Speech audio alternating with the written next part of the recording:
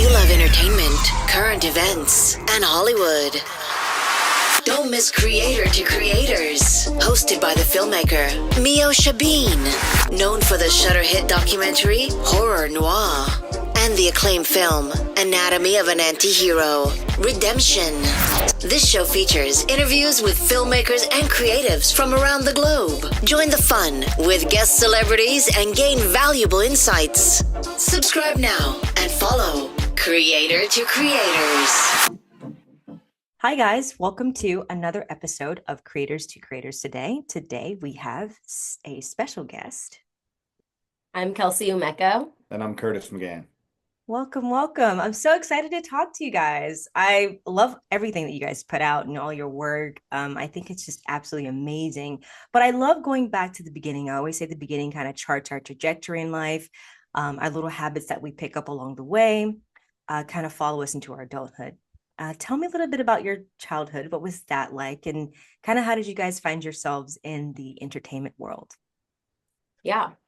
Well, I feel like I could echo the same thing. Like, we love you and you're a supporter of us, and we love all of the things that you put out as well. So we're really grateful to have this conversation with you today. For sure. Do you want to start? Yeah, sure. Okay. So my childhood, I grew up in Indiana, South Bend, like right down the street from Notre Dame. And for my whole life, as far as until I was 18, my trajectory was military. I was just going to go straight into the military. And so when I was 17, I actually signed the papers to go to the National Guard.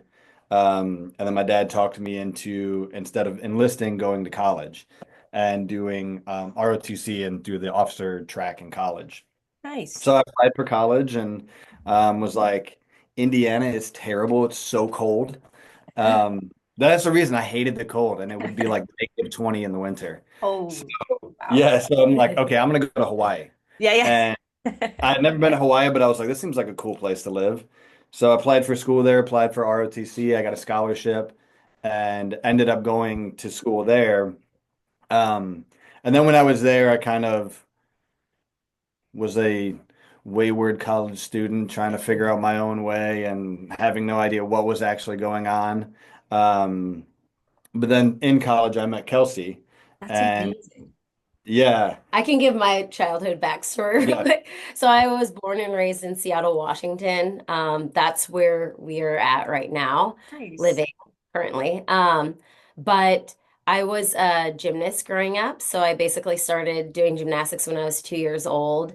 And then by the time I was in middle school, I was a level 10 gymnast, and I was like traveling internationally. And so it was Wow. kind of just like this all-consuming sport that I loved. And then like when I was going through like puberty, I got depressed. And so I kind of just like stopped doing like everything that I loved, and gymnastics was one of those things. Um, and then when I came out of the depression, I tried to restart up gymnastics again, but it is such a physical and mental sport that it was so hard to get back into it at the level that I was at it after taking time away. So I transitioned into competitive cheerleading. Oh, I nice. ran into a girl that I used to do gymnastics with randomly while I was shopping, and she was like, "Hey, Kelsi, can you still tumble?" And I'm like, "Yeah, of course." Like, our cheer team is going to nationals in Florida, which is like across the country for me. Yeah. Next week. Can you be our tumbler? And I'm like, yeah. So, anyways, I stumbled into this competitive cheerleading world. I ended up getting a scholarship to cheerlead at University of Hawaii, which Nice. at the time was like one of the top colleges. I think it still is. I'm not sure for cheerleading. So, I went and I was studying to be a dental hygienist, Oh, and then that's kind of when our stories collide. I that's had amazing. just left University of Hawaii. And then that following year, Kurt went to University of Hawaii as a she's a freshman. she's a cougar. I'm 2 years older than him. But one of my cheer friends started dating one of his football friends.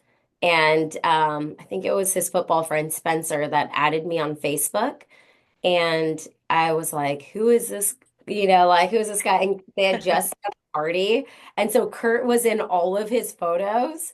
And I'm like, this is the hottest man I've ever seen in my entire life.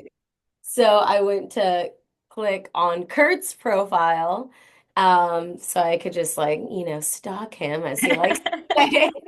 And I love it. yeah, and I had to be his friend, so I just was like, I mean, I Yeah, went to Hawaii, he's at University of Hawaii, send him a friend request, and then yeah, you DM'd me, and then about I'm letting you go because you're kind of embarrassed while saying it. So. I love it. like he DMs me, asks me how I know him, I make up a story, and then we start talking long distance now. I'm back in Seattle at the time. He's in Hawaii, and we're just like talking long distance for about a month. And then within a month, he's like, I think you're the one. I'll know for Oh. sure when I meet you. And I'm like, I feel the same way. This is crazy. And then yeah, that was like what, I was 19, so that was ancient years ago. some years ago. Wow. Wow. That's beautiful. I think that's so awesome. Just how, and then now you guys also create together. I think that's even more brilliant. Which I think that's such like the best duo. Uh, Yeah. when did you guys get into I mean, acting together and collaborating? Because I feel like a lot of people can, well, some people can't do it, who are married, but then it's great for some people. So when did that happen? Well, it definitely wasn't easy at first, but so I started doing I was kind of in theater and stuff in high school. And it was fun and I made some videos with my friends and whatnot. And I was Nice. like, oh, this is fun, but I never thought of it as like an actual potential career. Mm. And then I watched my dad had like this job that he hated. And he's telling me at the same time, he's like, no, you got to find your job and you got to stick to it. And I'm like, yeah, but why would I do that? You hate your job. Awful. Yeah, you're like, I don't want to be 60 Right. years, like 40 years of my life. Yeah. And Exactly, so for exactly. me, every job that I tried, I'm like, I can't really see myself doing this for 20 years, for 10 years. So I Yeah. would switch to a different job and find something else. And then eventually, I started doing more acting and just doing more like student films and just for fun. I was like, okay, this is fun. I want to have this creative outlet. And so I started doing that here in Seattle.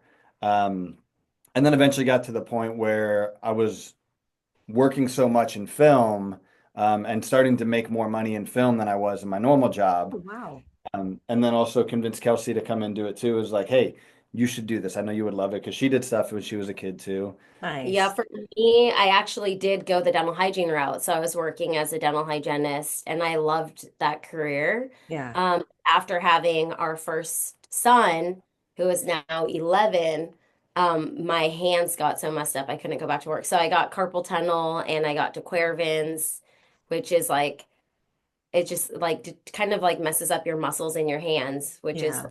what a dental hygienist needs. So I was at home, and then my aunt, who is now our agent, was like, I'm going to start submitting you to jobs. And I was like, oh, that sounds scary. As a kid, I always wanted to like do acting and modeling and stuff. And then I did some stuff when I was little, and then Yeah. I developed like this huge fear of like the camera, Really? and gymnastics kind of took off, and I had no time for anything else. But then, yeah, when I started, my aunt started submitting me for things, and I feel like it was just mostly commercial stuff that I Nice. started submitting for at first, and and I feel like companies were just really more intentional about hiring people from the BIPOC community, Mm. not just like that's when commercials started to change, as far as like what you saw on TV Yeah. and people became more intentional with that representation.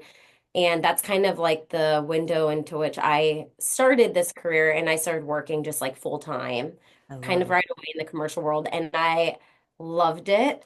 And then, yeah, we work a lot as a family, which is like for commercials, it's just so much fun because you're just like playing on set, How is that market and where you guys are? Because I've never actually got into the film world there where you guys are located. Was it kind of hard to, I mean, is the community pretty big there as far as like acting and The community is small here. oh, But granted, I also feel like the community is small in LA too, because I'll meet somebody and that person knows this person and we've worked together over here. So, yep. but I mean, it's pretty tight here, and there's not a lot of union work that comes through here. And then the work that does come through, it is a lot of commercial because we have a lot of the corporations Okay. like Microsoft, Amazon, T-Mobile. So there's a big benefit with having all of those is we get to do a lot of work with them. Nice, nice. Yeah, commercially you'll stay pretty busy. So, and That's because good. it is such a small world, like our family a lot of times doesn't have to like necessarily audition for jobs. Like sometimes people will just be Oh, like, "Hey, are they available for this?" Or people will directly reach out to us, "Are you oh, that's available for this best, job?" Which Yeah. is so nice. And I feel like right? that doesn't happen in LA. I hate auditioning. I still hate it. Like it's the worst. I don't think I ever will get over it. I just don't like, going there. But I love those jobs when I was like, oh, this is you want it? I'm like, yeah. Yeah. Those are definitely Yeah, the best. but it was at the beginning very difficult to work together in just like trying to find our own selves in our like as actors, but also trying to help each other. And Yeah. it's like, no, don't direct me. I know what I'm doing. It's like, well, you don't even know what we were doing. And so we were just trying to figure that out. And so that's where I feel like it was difficult at first, but once we were able to work together and kind of work through that and Yeah. understand the way that each other works, now it's very easy to work together. And I mean, it's been like that for years, I but love that. And I I was can gonna say, see it. I can see that. It looks like it's so like it just flows so well. Like it's like wow. So cool. yeah. like when you said that, I'm like, I don't remember it ever being difficult. But yeah, there was like a time where I think I was going to classes or something. And obviously, I like directing. Who better to direct than Kurt? But I feel like commercially, it's like always been super chill. Yeah. Um, it's so fun though. I love like producing with Kurt and doing any projects with him because I feel like he's already like my best and strongest like teammate in life Oh, and supporter. And so like I feel like our weaknesses and strengths are like each other's like opposites, so it just works out. It's like he's my missing puzzle. oh, I love that. I feel And like a cool producer. right.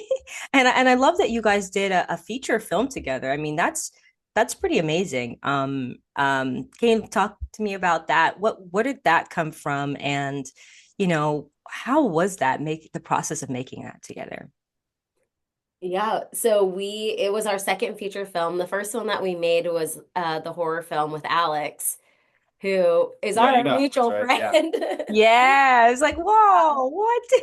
Small world, Yeah, but small that world. had very like that one was like minimal dialogue, minimal like planning. It was so We shot the whole thing in 5 days. yeah. Like, Whoa. Yeah. it was, yeah. This feature film, Second Chance, our romantic drama, is Yeah. it's a faith-based film. I'm in a few prayer groups, and I was having ladies pray specifically over telling stories that would glorify God and Mhm. like bring people hope in a hurting world. Like, and so that I think I asked for that prayer request, and about like maybe 2 weeks later, I'm laying in bed, about to go to bed, and all of a sudden this story idea comes to me, like a feature film idea.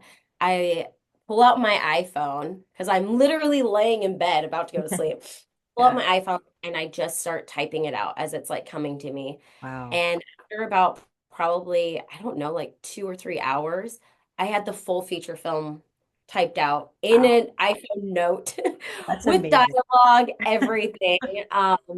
And then we, reworked that into like, proper strip format. Love it. But yeah, that's how the story idea came. And it's a redemption love story. So yeah.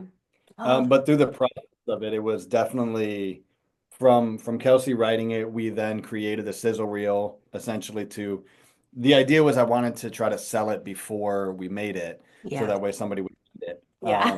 That Yes. didn't happen, but we ended up funding it ourselves. That's amazing. Which Wow. we were scared about it, trepidatious about it at first, but God fully came through and provided everything that we needed throughout Awesome. the entire process. We were kind of like waiting for this like magical investor, and we know how God works. Like God sometimes works like literally up to the clincher point. Like Yes. you'll it's like the week of, right? When you know. Yep.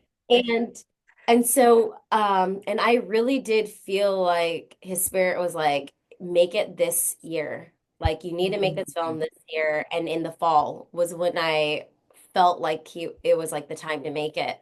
And Kurt was like, maybe we just wait, until next year and we like raise money. And I'm like, no, I feel like it has to happen this year. Like I feel like God's like, this year, you have to do it. So yeah, we both felt though that God was like, just take that next step forward. The investor never came. Hmm. And I feel like he was like, just take that next step. And I'm just going to continue to like supply your needs along the way. And so that's what we did. And God like showed up in like the craziest ways. So Yeah. yeah. But the process was fun. Mhm. Man. You know, our church let us use their location, which was pretty Oh, incredible because we were able to take the church and use it as a church. They have a basement, and so we use the basement as my apartment. And nice. so we were gonna change it, like just set design it to be that. We took one of the rooms in the church and made it the children's ministry room, and then also Awesome. made it a hospital room. Yeah. Um, and so it was fun trying to like look at all of these things and say, okay, well, what can we just bring in easily Hmm. to make it and change it? Yeah. And then even in that, God provided everything too, like to make the hospital bed. I'm like, man, we need a bed that, raises up and all of this. And then I'm looking on Facebook Marketplace, and then somebody's like, here's a free bed that raises. I'm like, like, Isn't that like the ultimate like thing about like how God works? It's like faith. Like when you're, especially when you're in prayer, like God build my faith, and He'll send you something to like that builds your faith. You're like, oh, right, right, right, right. And it's yep. Yeah. amazing how God works. It's so cool. That's amazing. And Yeah. also the trait, like I gotta say, when I saw it, I was like, wow, it looks incredible. Like the camera, the just all of it looks, I was like, wow, Thank very, you. very cool. Very cool. So congratulations on Thank successfully you. pulling it off. A lot of people don't. Yeah, thank you so much. Oh, there were many nights of just like tears and then can I do this? Like, Absolutely. God help me. Right, exactly. Exactly. Mountain. Yeah. Yeah. I And love then that. even post, I mean, post took forever. Oh, post was, yeah. Did you Post edit was yourself? my, Well, she did with a friend of ours who edits. Oh, yeah. wow. Yeah. Yeah. Yeah. That's awesome. That's really cool. I have a fun question that I love asking everyone on the show, and there's no wrong answer. But the three levels of influence: money, power, and respect. And if you could choose only one of those things, which one would you choose and why? Personally, probably respect because money and power are fickle. Mhm. Um, and respect is actually something that comes from your character. Yeah. And I feel like you gain so much more in just like relationships and things like that, and friendships and whatnot if you have respect. And I feel like friendships and love from that, excuse me, Getting friendships choked and yeah, up. right. I feel like friendships and love from like friends and family and things like that is so much more important to me than finances or anything like that. And so that's why I think respect. That's a I good would I answer. was gonna pick respect as well because What I already picked it. You can't pick it. we're similar. Like money like comes and goes, like power. I feel like those types of influence that you can have through those ways, Yeah. you might not gain as many like genuine relationships, whereas like respect is earned, respect you can give. And it's something that I feel like most people desire to be respected.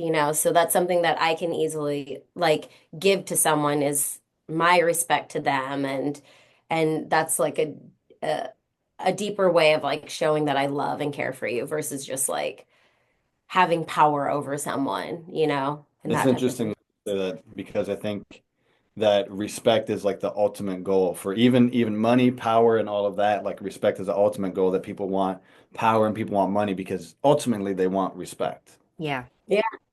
Yeah. that's a great answer. Great answer. I love that.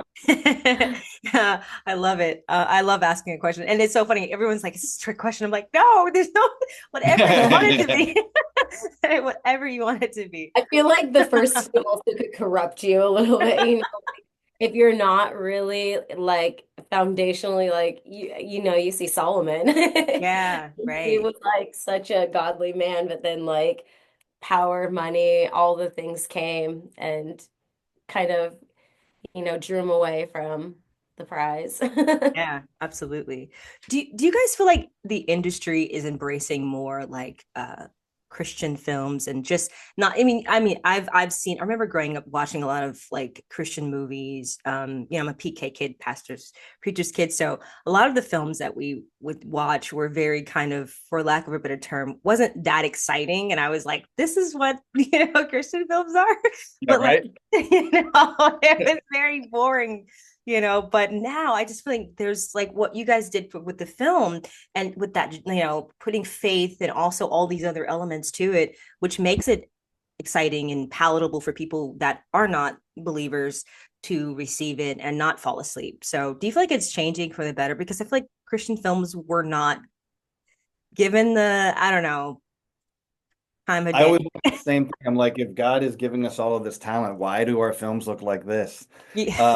Uh, Yes. But yeah, I 100% think that it's changing. Even right after we did our film, like the day after, I started on another film, which was Okay. a feature, and I was acting in it.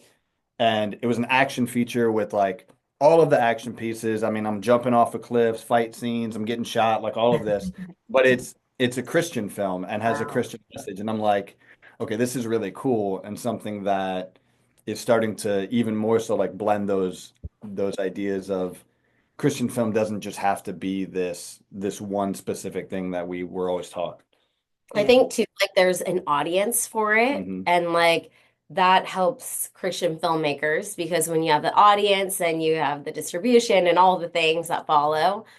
So that's been really cool that just like people are desiring to see, you know, faith-based films, faith-based Right. projects.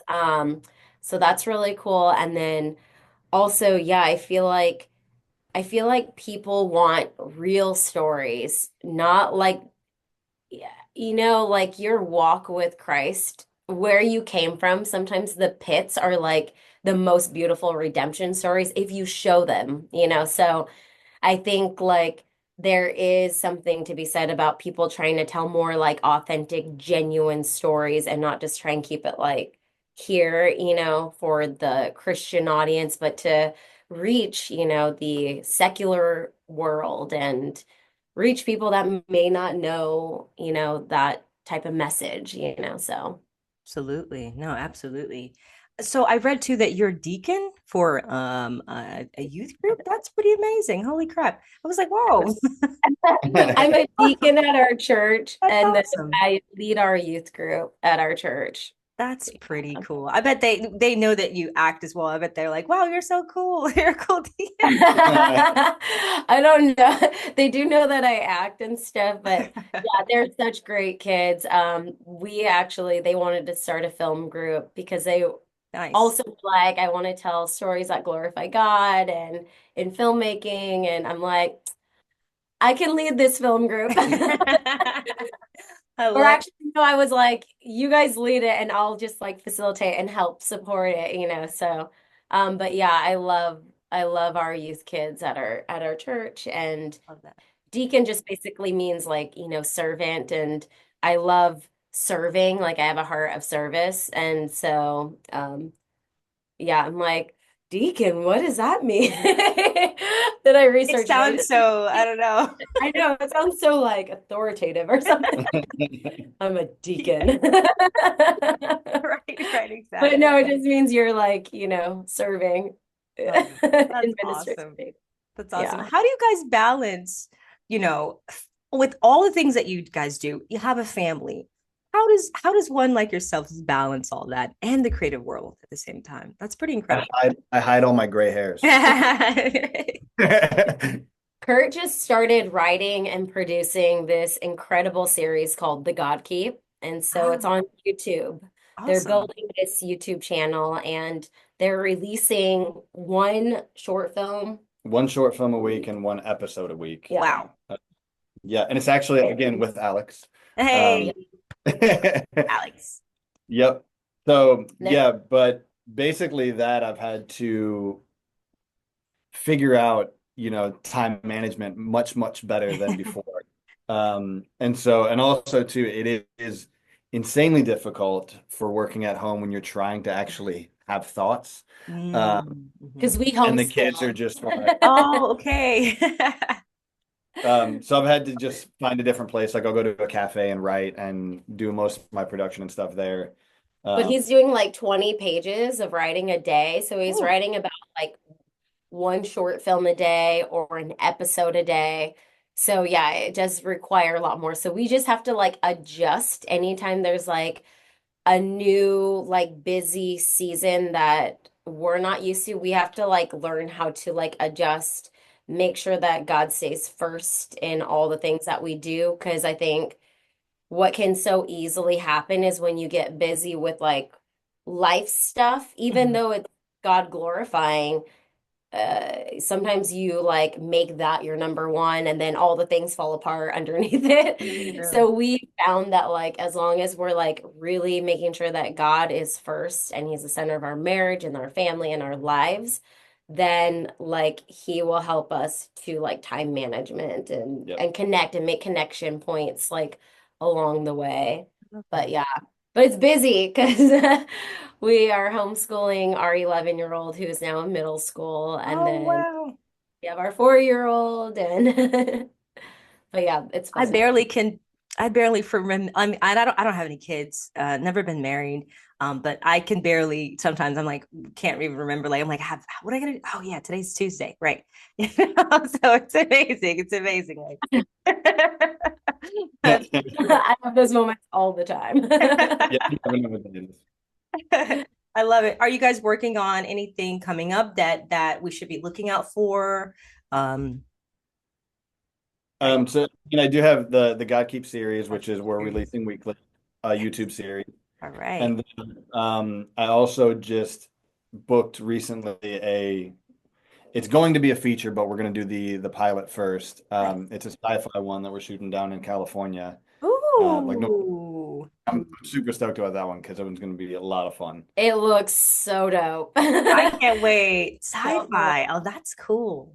Yeah, it's called Nemesis. Ooh. Yeah, and then you have My Face coming out, which is that feature film. Yep.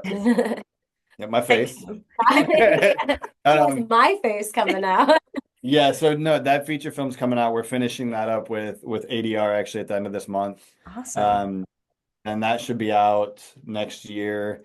I did a Netflix movie I just had a small part in that, and that should be out next year. Congrats. And we also distribution. Thank you. We also just got distribution for Second Chance. Hey, let's go. Yeah. That's exciting. So we're working on all the details of that. We had kind of got it like right before the Christmas break holiday. Okay. And so now that we're coming back into it, we'll start figuring out all those details and whatnot. That's exciting.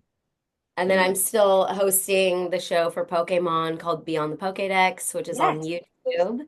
And then Kurt's YouTube series. There's kind of like a bundle of things. But yeah, Kurt's YouTube series called The God Keep. Yeah. Well, you're doing a film down in California too. Oh yeah, I'm doing a film. I'll be in LA. It's a short film called Yokai. Oh. That will be filming at the end of February. So I'll be in LA. Yeah. Oh, cool. Awesome. Lots of great things coming. I love hearing that. That's exciting. Great year ahead, huh? Yeah. Yeah. Awesome. This year feels really good, like a great year. Like it feels really good. And I didn't make any New Year's resolutions or anything like that. My friend was like, "What are you looking forward to?" I'm just like, it's a new year, but just more work, it's just more opportunity. Yeah. That's it, really. You have a big project coming out too.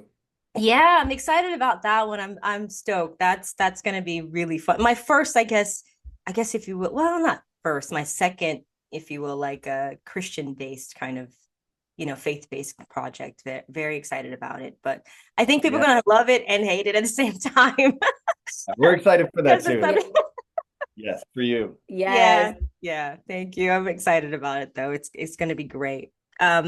Really quick, what advice would you give to up and coming artists that want to get into this business? Me. Sure. Okay.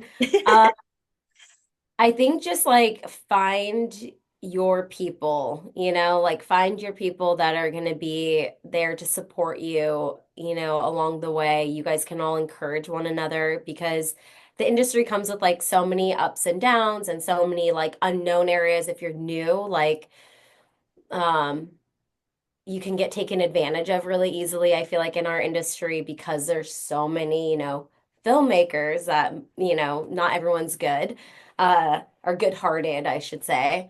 Yeah. So to just really find people that are going to be like your people that you can encourage, check in on.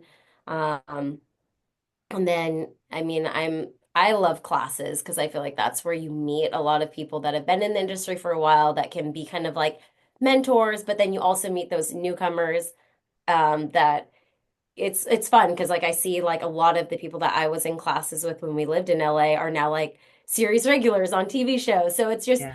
really cool to see your friends just like grow and to be someone that's been an encourager along the way to like, you're all like rooting for each other. Yeah, that's good. I love Yeah. that. Love Yeah.